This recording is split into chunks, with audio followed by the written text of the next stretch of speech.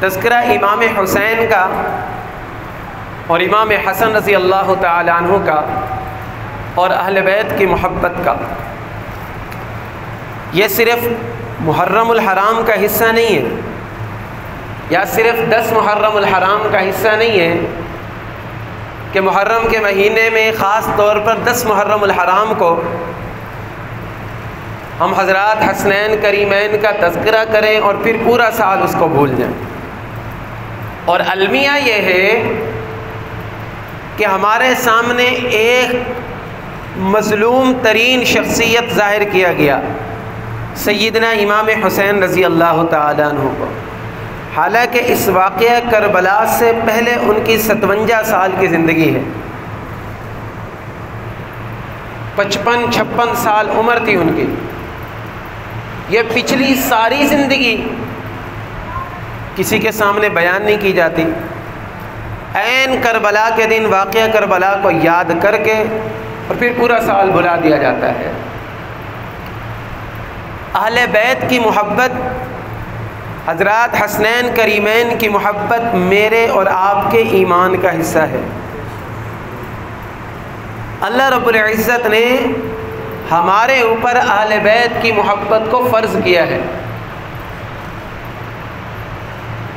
جناب رسول اللہ نے ارشاد فرمایا، اللہ فرماتے ہیں کہ میرے محبوب آپ ان لوگوں کو کہہ دیجئے لا اسألکم علیہ اجرا، میں تم سے کسی چیز کا مطالبہ نہیں کرتا ہوں، میں تم سے وزارت، شاہی، کرسی، عہدے، منصب، پیسے، خراجات کچھ نہیں مانگتا، مجھے کچھ نہیں چاہیے۔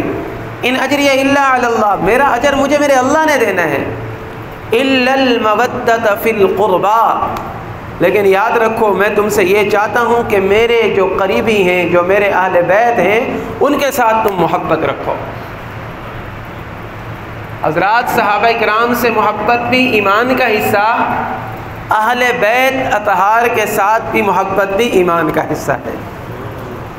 اس لیے پہلے نمبر پر ہم یہ ذہن نشین کر لیں کہ یہ صرف واعظانہ باتیں یا خطیبانہ باتیں نہیں ہیں کہ حضرات حسنین کا تذکرہ کر لیا اور سن لیا اور بھول گیا، نہیں بھائی، ہر آن ہر لمحہ زندگی کے ہر موڑ پر ہمیں ان حضرات کی سیرت سے رہنمائی لینے کی ضرورت ہے۔ حضور علیہ الصلوۃ والسلام کی لخت جگر سب سے چھوٹی بیٹی سیدہ فاطمہ الزہرا رضی اللہ تعالی عنہ، جن کو اللہ کے محبوب نے فرمایا کہ فاطمہ میری بیٹی تو جنتی عورتوں کی سردار ہے، میری بیٹی تو جنتی عورتوں کی سردار ہے، جنت کی جتنی خواتین آئیں گی ان سب کی سردار سیدہ فاطمہ الزہرا رضی اللہ تعالی عنہا ہے۔ اور علی کو فرمایا علی کیا اس بات کے اوپر آپ راضی ہیں کہ جنت میں میرا اور آپ کا گھر آمنے سامنے ہے؟ جنت میں میرا اور آپ کا گھر آمنے سامنے ہے۔ حضور علیہ الصلوۃ والسلام کو اپنی بیٹی کے ساتھ اتنی محبت تھی، اتنی محبت تھی، ازواج مطہرات فرماتی ہیں کہ اما فاطمہ الزہرا رضی اللہ تعالی عنہ جب تشریف لے کر آتی تھی تو کمری والے آقا کھڑے ہو کر استقبال کیا کرتے تھے۔ بیٹیوں کا اس طرح استقبال کیا جاتا ہے، استقبال کیا کرتے تھے۔ ایک مرتبہ کا واقعہ ہے، حضرت ابو ہریرہ رضی اللہ تعالیٰ عنہ غالباً راوی ہیں، فرماتے ہیں رسول اللہ صلی اللہ علیہ وسلم کے گھر کے اندر 3 دن سے آپ نے کچھ نہیں کھایا، فاقہ تھا، آپ کو بھوک لگی، آپ اپنی بیٹی کے گھر گئے، فاطمہ بیٹا آپ کے گھر پہ کچھ ہے؟ مجھے بھوک لگی ہے۔ عرض کی ابا جان میرے گھر میں بھی فاقہ ہے، میرے گھر میں بھی فاقہ ہے۔ حضور علیہ الصلوۃ والسلام واپس تشریف لے گئے۔ تھوڑی دیر کے بعد پڑوسیوں کے گھر سے گوشت اور روٹی آئی، اب خود بھی بھوکی ہیں، گھر والے کو بھی بھوک لگی ہے، بچوں کو بھی بھوک لگی ہے۔ جب کھانا آیا اما فاطمہ نے فرمایا سب سے پہلے جا کر میرے بابا کو بلا کر لے آؤ، کوئی کھانا نہیں کھائے گا۔ حضور علیہ الصلوۃ والسلام دوبارہ تشریف لائے، آپ نے پوچھا ہاں فاطمہ؟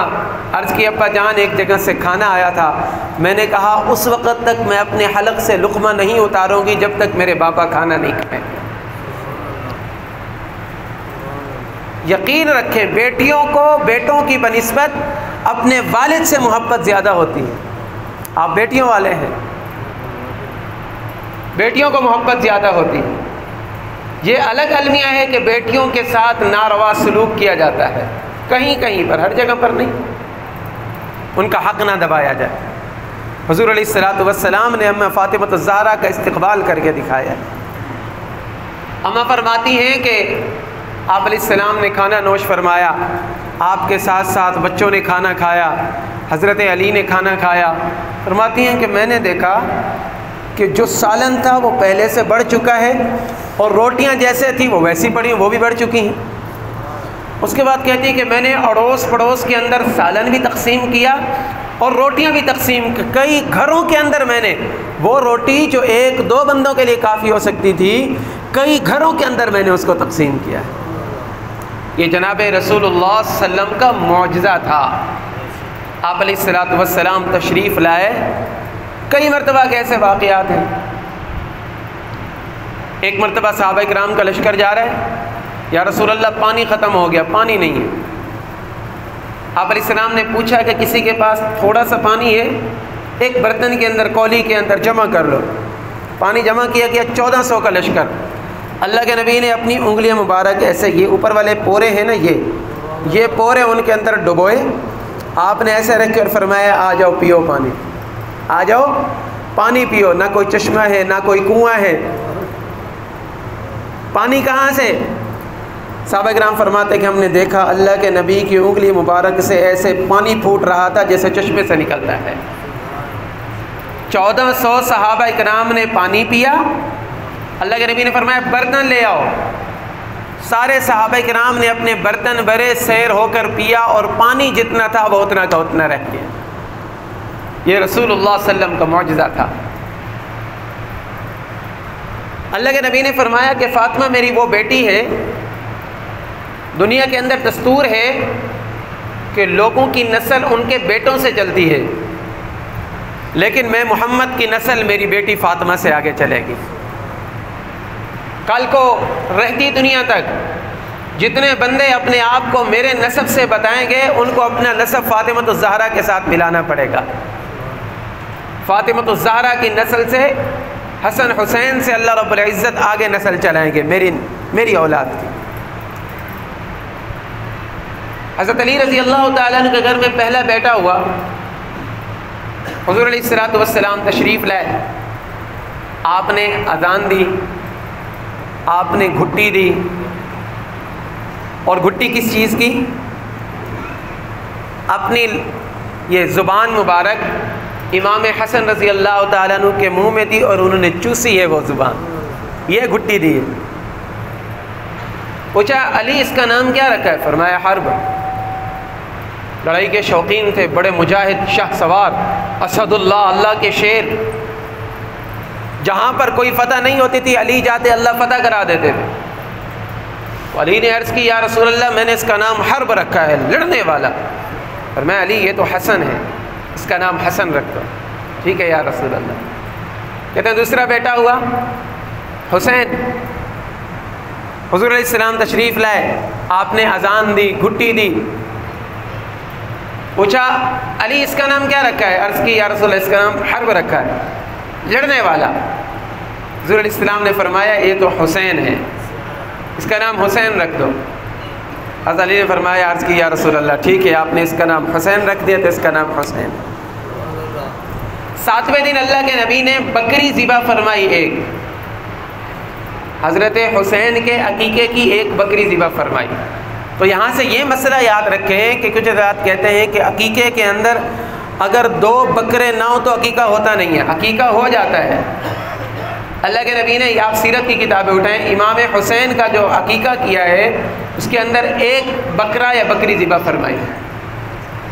اور ان کے سر کے بال جو اترے تھے 7ویں دن ان کے وزن کے برابر چاندی آپ نے صدقہ کیے. یہ بھی مسنون طریقہ ہے. 7ویں دن بچے کے بال اتار دیں اور ان بالوں کے برابر چاندی وہ صدقہ کر دیں. زیادہ نہیں بنتے، تولہ 1.5 تولہ یا آدھا تولہ بن جائے گا، تقریباً 2,500-3,000 ہزار روپے بنتے. اس طرح کر دینے سے اللہ کے نبی کی ایک اور سنت زندہ ہو جائے گی. پھر حضور علیہ الصلوۃ والسلام نے فرمایا جب سے اللہ نے کائنات بنائی ہے، جب سے اللہ نے کائنات بنائی ہے، حسن اور حسین یہ دونوں نام اللہ نے سب لوگوں سے مخفی رکھے تھے۔ حسن اور حسین ان دونوں حضرات سے پہلے کائنات کے اندر کسی کا نام نہیں رکھا گیا، اللہ رب العزت نے یہ نام مخفی رکھے تھے، اور حضور نے فرمایا کہ یہ میرے بچوں کے لیے اللہ نے چھپا کر رکھے ہوئے تھے، اس لیے میں